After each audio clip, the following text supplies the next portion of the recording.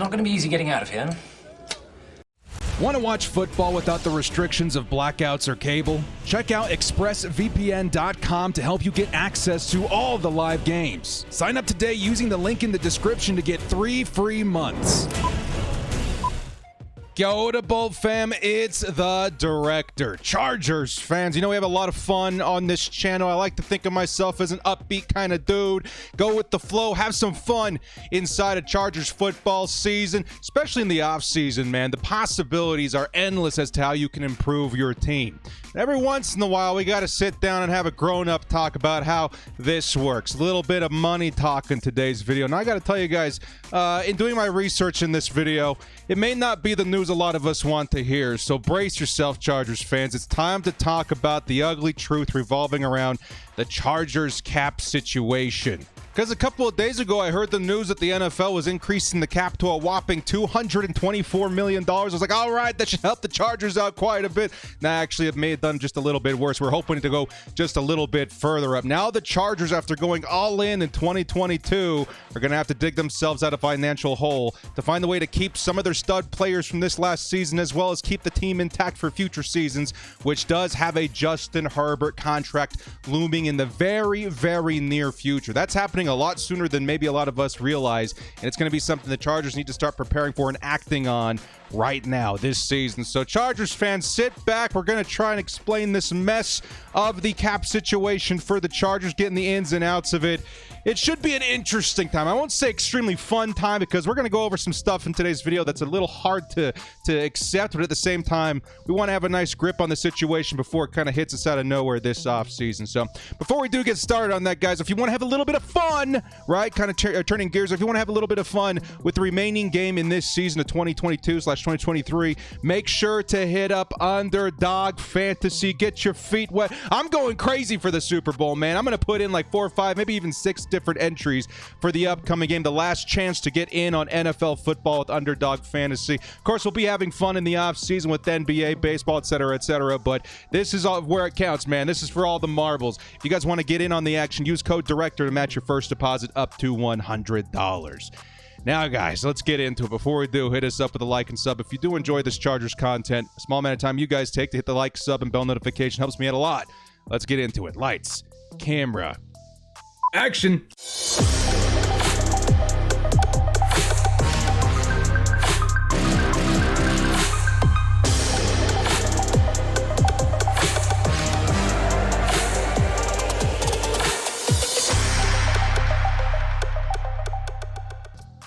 The ugly truth about the Chargers cap situation in 2023. Everybody brace yourselves. We're going to be talking about some things that maybe upset the average Chargers fan, myself included, but it's something worth talking about as we get ready for this crazy 2023 offseason, which has a lot of moving pieces in order to get under the cap. So as you guys will see here, we are on overthecap.com taking a look at the cap situation for the Chargers, who are currently $20 million over the cap, which definitely means that we need to get under that number, right? We got to get $20 million off the books in order just to, hit even going into the offseason. But that also doesn't account for your potential draft capital that you have to put down for it as well. You're going to have to put, what, $3-4 million aside for the rookies coming in. So this number is closer to $23-24 million when all is said and done. So how did we get into this situation? How did the Chargers find themselves $20 million over the cap, looking at contracts like Joey Bosa, who's accounting for, what, $24 million? Actually, let's go to the cap number here. $31 million, $27 for Khalil Mack, $21 for Keenan Allen, $19 for Mike Williams. Well, it has a lot to do with our first segment here called 2022 All In and Busted. All right, the Chargers created the situation by throwing down their chips last season. It's a move that I appreciated at the time. Of course, we all did, the aggressiveness, but at the same time, it's time to pay the piper at some point, right? And it's going to come now in 2023.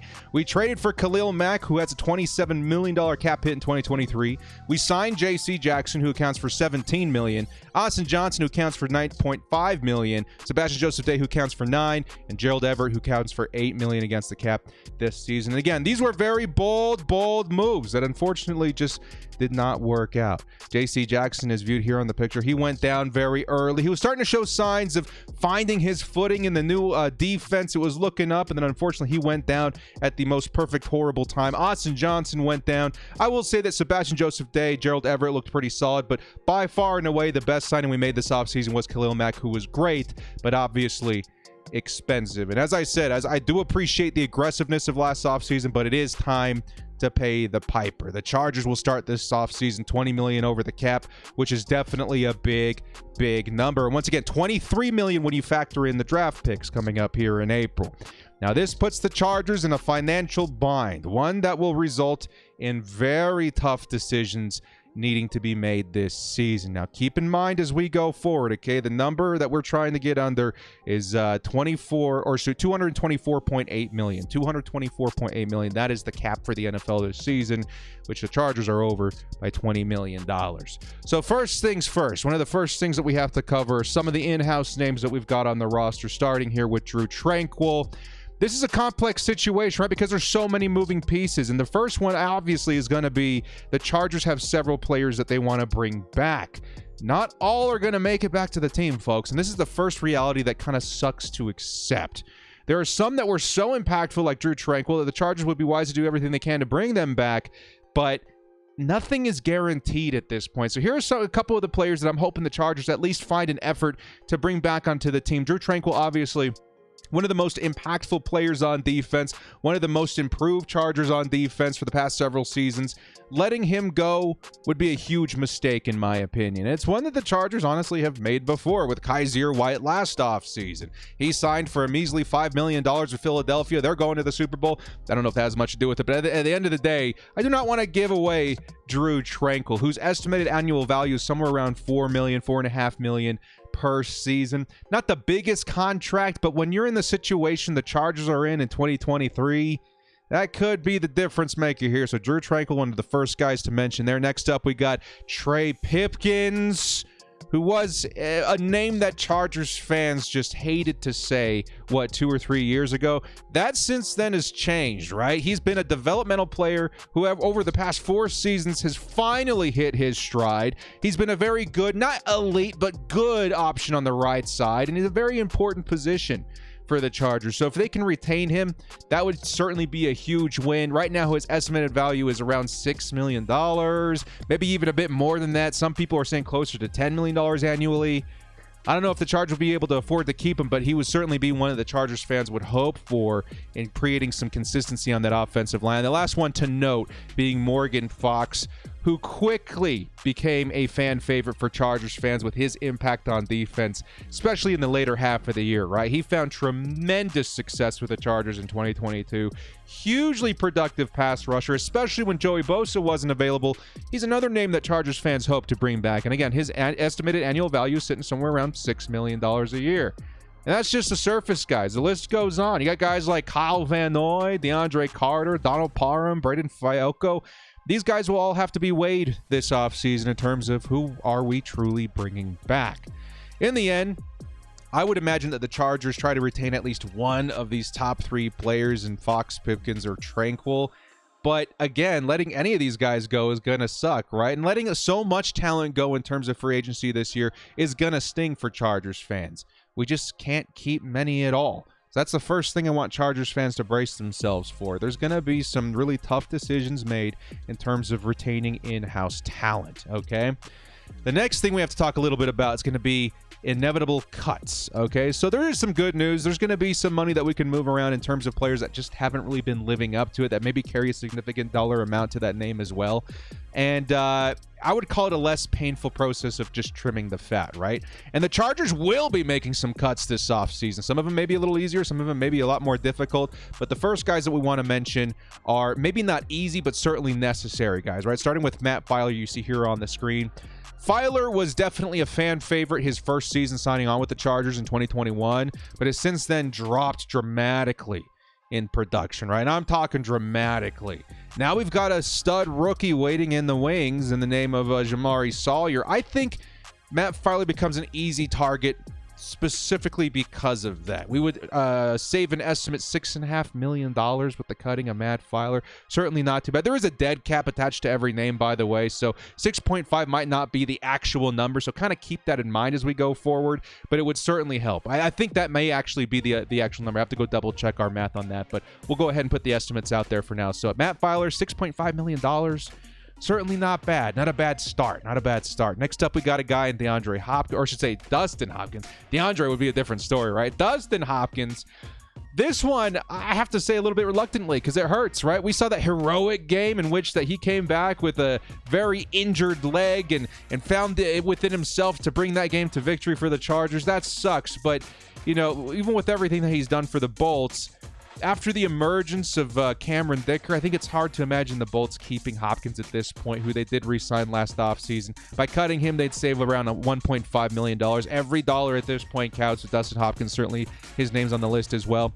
And then also, shocking one that I kind of ran through in reading articles and research for this video. Big credit to Daniel Popper, who did put a lot of this stuff cohesively and easy to understand. If you guys want to check that out, definitely check out The Athletic. Certainly a great investment for any Chargers fan. This name came up in one of those articles, Gerald Everett, who I thought definitely had a pretty good season last year. Not great, but good. And that was something that we expected as Chargers fans. And this is one of those names that kind of makes sense to me. I don't really want to do it, but in terms of saving money, it would be tough finding a replacement for him, but it's still a name to mention, okay? So he would save us around $4.2 million.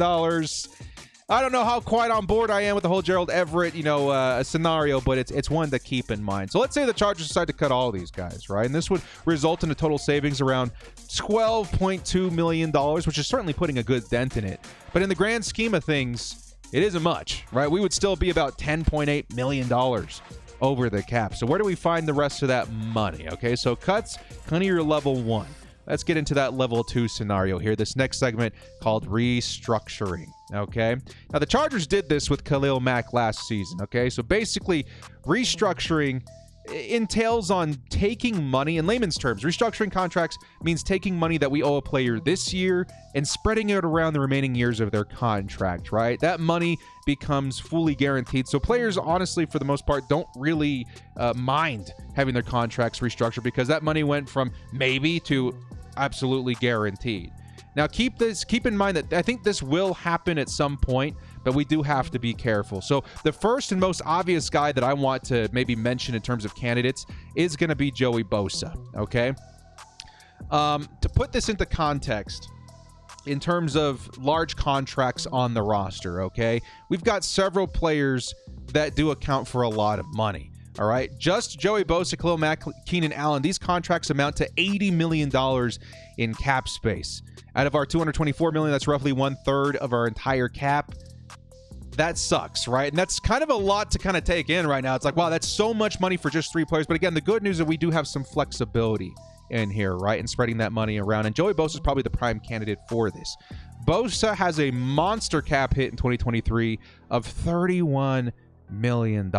Folks, that is a huge number. He's under contract for 3 more seasons with the Chargers, putting him at 2025 being his last year.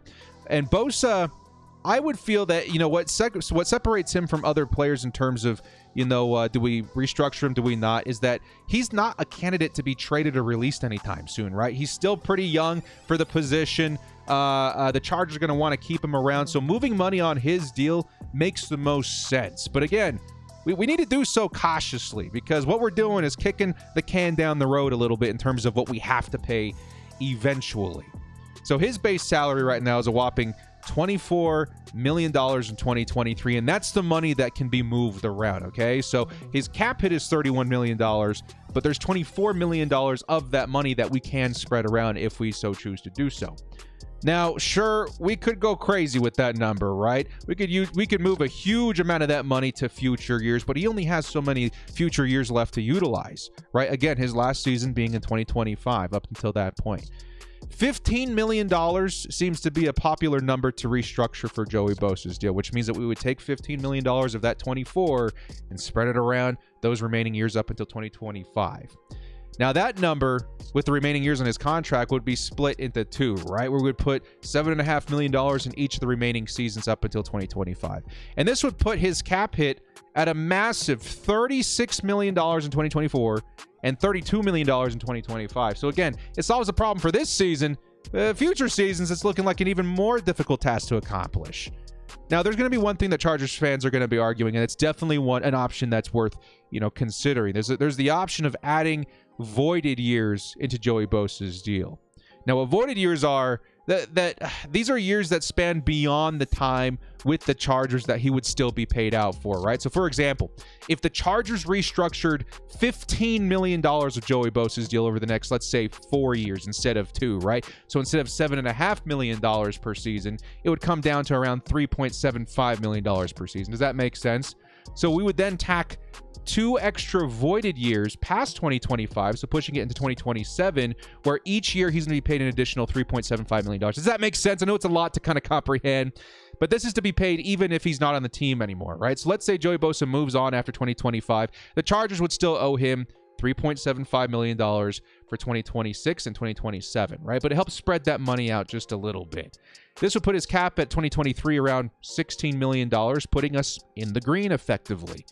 But his hit in 2024, 2025 would still be huge at around 32 and 29 million. So that's just something to weigh out there. Void years, maybe a little bit sticky of a situation, but at the same time, it is an option. Either way you slice it, though, I think it's going to be a tough task to accomplish. It is possible, but it's going to be a tough task, moving any money off of Joey Bosa's contract. And the only reason that you would feel comfortable doing something like this is, like, let's say maybe the NFL increases the cap again over the next few years. Right now, right, the NFL raised the cap from something like $202 million to $224 million. That's a lot of money. Right now, it's speculated that the cap could move up to around $256 million in 2024, and that's a $21 million increase that you can work with. So maybe that does make some sense. At that point, you can maybe afford to move money off of Bosa now to pay it in the future. But again, it's a very sticky situation. Moving money puts your future in a little bit of uncertainty, especially when you got things on the horizon that you got to take care of. Now, Joey Bosa is not the only player that we can do this with. There are other guys that maybe make a little less sense. Khalil Mack, Keenan Allen. But again, like I mentioned before, their age, maybe putting that into factor, keeping those deals intact makes a little bit more sense, because I don't know how much longer the Chargers are hoping to keep them on their roster with Keenan Allen at 31. I think Khalil Mack at 32. Trying to keep that intact with as little dead money as possible is probably the move there. So this helps us segue probably into the most painful and maybe controversial segment of this video, okay? And this is one that I had in mind when I said brace yourselves, Chargers fans, because it's one that I'm having a hard time accepting. I've gone on Twitter and said that we're not doing this. I will not allow this to happen. I will go out with picket fence signs or whatever to assure this doesn't happen. This next segment is called a tough trade/cut, okay? You're seeing Keenan Allen on the screen. And again, this is something it almost pains me to put it on the channel, but at the same time, it's something we have to talk about. There is a way to move a large amount of money off the books with pretty much one huge move. And this comes in the form of a huge trade or painful cut. Now, there's a few guys that fit this category. I would say Keenan Allen, Khalil Mack, both those guys make the most sense. And this is something, again, that I strongly disagree with, but admittedly, it is on the table.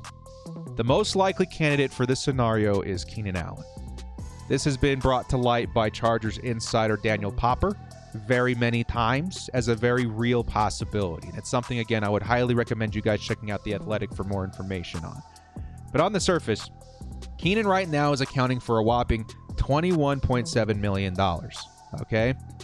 If cut or traded, he'd also account for something about $6.9 million. That's something to keep in mind, but we can spread that around in different ways, okay? But we'll try and keep this simple. I won't get into the sticky mess of pre or post June 1st designations or, anything like that. But in short, the Chargers can save, let's say, $17.5 million by cutting Keenan Allen this year. The dead money would spread over the remaining years, but by cutting Keenan Allen, the Chargers effectively put themselves 1 or 2 cuts away, like Matt Filer, from getting in the green. Now, if the Chargers can find a trade partner for Keenan Allen, they would save $19 million this year. Either way, a few simple cuts like Filer would be enough to get us back in the green after moving on. from Keenan Allen. So this is the Keenan option, okay? And again, I really hate covering this aspect of scenarios, but this video is about the ugly truth. Matter of fact, Popper once mentioned, I think in a stream or something not too long ago, that the Chargers were pretty close to trading Keenan Allen last year. So it makes this situation a little bit more dreary for Chargers fans, Keenan Allen fans, right? Keenan Allen, one of the last standing San Diego Chargers. None of us want to see him go. And honestly, I'm gutted just thinking about it. And if it were up to me, I would do anything that it takes to keep Keenan Allen on this roster. That is my stance. But we have to brace ourselves for something dramatic, like this scenario, in order to get under the cap in 2023. Especially if we want anyone like Trank or Fox back this season. Now, gun to my head, all right, I would say that the best option for the Chargers, if they had to move on from Keenan Allen, is a trade. This saves the most money and also gives the Chargers some return in terms of draft capital. Now, Chargers fans, I don't want anybody to go crazy. I don't want anybody to think, oh, we're trading Keenan Allen, one of the best wide receivers in the league. We should get a first-round pick, a second-round pick, maybe more, King's ransom. Don't be expecting any first or sort of King's ransoms. Keenan's price, as far as his contract, and the Chargers situation, this drastically impacts his return value in terms of draft capital. And if I'm being honest, and again, this is probably the thing that stings the most. If I'm being honest, it feels like a fourth-round pick is our reality, right? Maybe we get lucky with the right team and land a third, maybe even second-round pick. But with Allen's huge contract, it just seems unlikely. This is a move where you're moving money off of the books, similar to what the Chargers did with Khalil Mack last offseason. The Bears needed that money off the books, and the Chargers adopted it. Now the Chargers may need to do the same thing with Keenan Allen. So from here, the Chargers would transition. Let's say this does happen. Okay, let's say the Chargers do trade Keenan Allen or they cut him or whatever. These are the possibilities that it kind of opens up. And this is kind of the situation that the Chargers would be put in. The Chargers would then transition Mike Williams to wide receiver 1 and likely be in play for a wide receiver, let's say in the first or second round of the draft. Just as an example, I would expect to see something like this. Mike Williams, wide receiver 1. Palmer would take on that slot / wide receiver 2, like hybrid role that Keenan Allen had. Then maybe a guy like Jalen Hyatt as your speed slot hybrid option as well would enter in as wide receiver 3. And again, it hurts to even think of excluding Keenan from our plans, but the logic is there. Reluctantly, we had to put this in the video. Because again, it's been mentioned by a very reliable source in Daniel Popper as a possibility. He's not saying it's a truth. He's saying that it's out there, right? It's something that makes sense. And honestly, as much as I disagree with the whole move completely, it's one that we need to acknowledge. Now, to make that situation even more complicated, we have to talk about a very important aspect of the Chargers' future. This man right here, Justin Herbert. This segment called the Justin Herbert Effect. This is the last and maybe most important point I can make in this whole video. The fact that we've got Justin Herbert's extension coming very, very soon. And Herbert is going to make some huge money with the Chargers. I would guess somewhere between $45 and $50 million annually. Patrick Mahomes money. And he would be worth every penny. But that's going to start impacting our cap next season. He's going to be on the books with that new contract in 2025, right? 2024, 2025. It's coming. It's coming. And this makes things like dramatic restructures a lot trickier. And replacing large veteran contracts like Keenan Allen's with rookie deals, that just that much more likely. Because the Chargers have to start adjusting for this. Again, I would guess that Herbert signs a deal that keeps him a Charger for anywhere between, let's say, 6 to 10 years. I would hope that they sign a 10-year contract for Justin Herbert. Lets you spread the money around a little bit, keeps Justin Herbert in-house for a decade. That's awesome. Now, our best guess on how that contract's going to look is probably going to look something like Patrick Mahomes' deal, right? Low at first before increasing dramatically for the remainder of his contract. And the reason they do this is to help teams adjust, help get ready for the brunt force of that money going in the future. I think Patrick Mahomes accounted for something like $5 million the first year of that contract, and then like $7 million the next year, and then it went up dramatically. So I would guess that Herbert hits for maybe $8 million his first year, $10 million his second year, before jumping into 30s and 40s and so on going forward. This would give the Chargers at least a few seasons to get their books ready for the years to come. But this is something the Chargers need to prepare for. And it's going to start affecting this team this offseason. Because in the end, right, nobody's arguing that Herbert isn't worth every penny. He absolutely is. But Chargers fans need to brace themselves for the harsh reality. that we're going to have to make some dramatic decisions in order to make that happen very soon in keeping Justin Herbert. It's very much so worth it. Our future is with Justin Herbert. The success or failures of this team lies with Justin Herbert. We need to do everything we can to make that happen very soon. So whether it comes in the form of a big trade, a cut, restructure, something is going to happen starting this year. And I don't think we're going to like it, but it's necessary. So to help wrap up this video, I had a couple of scenarios I wanted to throw by you guys. Okay, scenarios and how this whole thing goes down. We're going to do more videos covering this as we get more details and more news, covering money and free agency and Justin Herbert and all that kind of stuff. But just on the surface, okay, a rough sample, if you will. Here's what I would do in this situation. Okay, given all the details that we just went over, the money, over the cap, you know, restructures, trades, cuts, all that kind of stuff. This is my plan, at least. And again, I'm no like GM. I'm no analyst. I'm no pro. Just some dude on YouTube. But that being the case, this is what I would do. I'm keeping Keenan Allen, okay? At least in this first scenario. I am keeping Keenan Allen. This is my biggest preference. I do not want to move on from Slayer. What I'm doing is moving $6 million off the books for Joey Bosa's contract, right? I'm moving that money. And yes, I'm creating that one void year. I think, again, that the cap's going to start going up. The Chargers will have a little bit of time to figure out the Justin Herbert thing, likely in the way they structure that contract.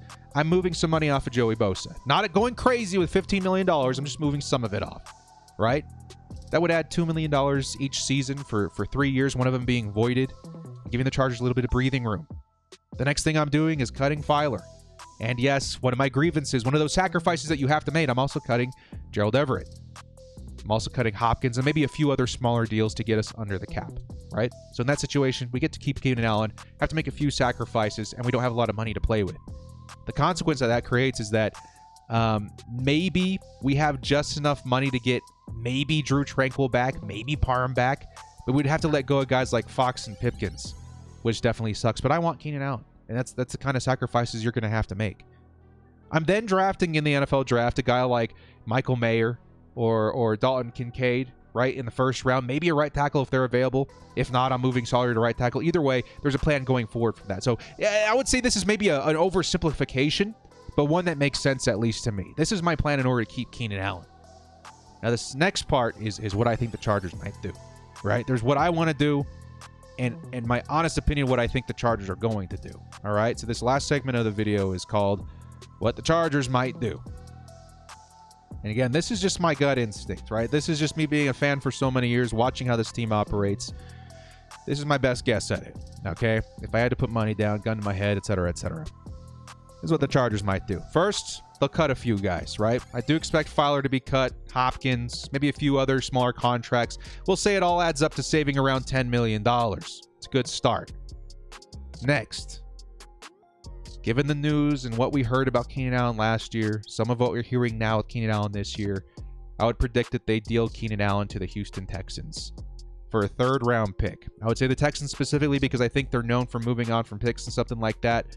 They're probably have a new quarterback coming into that organization. They're going to want to give him some weapons with Brandon Cooks, Keenan Allen. It sucks. I hate even having to think about it, let alone say it on a video. But that's what I think.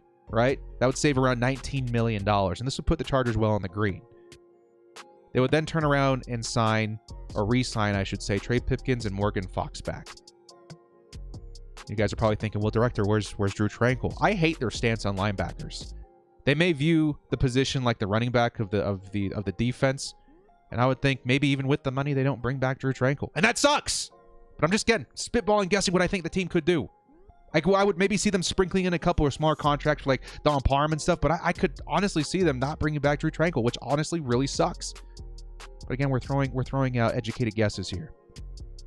Next, I would expect the Chargers to maybe see a few small deals float in from free agency, right? The Coupon Tom days making a return. And I would say this is maybe purely depth, but also likely some offensive help for Kellen Moore and his new system. I would say we'll see a couple of small contracts come in. You know, guys that Kellen Moore's maybe worked with that don't have a huge cap hit to help with the transition in that new offense. Then we look at the draft. I honestly, again, guys, I'm pounding the table for Michael Mayer. I want Michael Mayer so bad. I think he would be such a solid piece going forward into the future. I like guys like, Jalen Hyatt and Dalton Kincaid. But as a Chargers fan who's been observing the team for a few years, I would have to say the Chargers go into this season, they draft an edge. I would say an edge in defense or inside defensive lineman or offensive lineman in the first round. Maybe grab a wide receiver in the second round. And I think a lot of this has to do with preparation going forward, okay? The Chargers got that big contract for Justin Herbert coming up. They got talent moving on. This is for the future. This could be in preparation to move on from Khalil Mack next season. Maybe also developing another wide receiver for our life post-Keenan Allen in 2025. I think edge, which is a very strong class for edge, by the way, in the 2023 draft. I think edge is a big possibility in the first. But above all else, I do think best player available. That rule likely applies to everything in the draft. But I would say edge is certainly on the table because I do think there's a good chance the Chargers move on from Khalil Mack after this season just because of his cap hit. Shortly after that, I would expect them to announce the extension for Justin Herbert sometime after the draft, likely in the range of $45 to $50 million a year for the next 8, maybe 10 seasons. That's a lot of information, Chargers fans. And again, most of my videos are super upbeat, fun. I would hope to be educational at some point too. But this is one of those where I was just like, we got to sit down and have a grown-up talk. And it sucks. It sucks thinking about all of this. It sucks thinking about even restructuring Joey Bosa. It certainly sucks to think about moving on from Keenan Allen. It sucks thinking about the talent that we have to let go in free agency. But this is the hole we dug ourselves into last year. It's time to pay the piper and figure it out. So the big question I'm about to drop on you Chargers fans right now is, what do you do with all this information? Where do you stand? What do you think about the Keenan Allen situation? We'll pinpoint it down to that situation there. Are you guys keeping Keenan Allen? Or are you trading/cutting him to make this situation financially a lot easier going into 2023? It's a big question. And it's one that, honestly, me personally, I would answer it as I'm keeping Keenan no matter what. But I can't guarantee that my perspective wouldn't change in the future given new information. So it's tough. It's a very tough situation. You guys let me know in the comment section below. Let's open up the conversation at least and see what happens. Well, guys, thank you so much for joining me. This has been The Director. If you liked what you saw here, or if at least you found it educational, hit us up with a like and sub on your way out. We'll see you next time. And as always, bolt up and stay frosty. Please don't cut Keenan Allen. I don't know how I'd live with myself.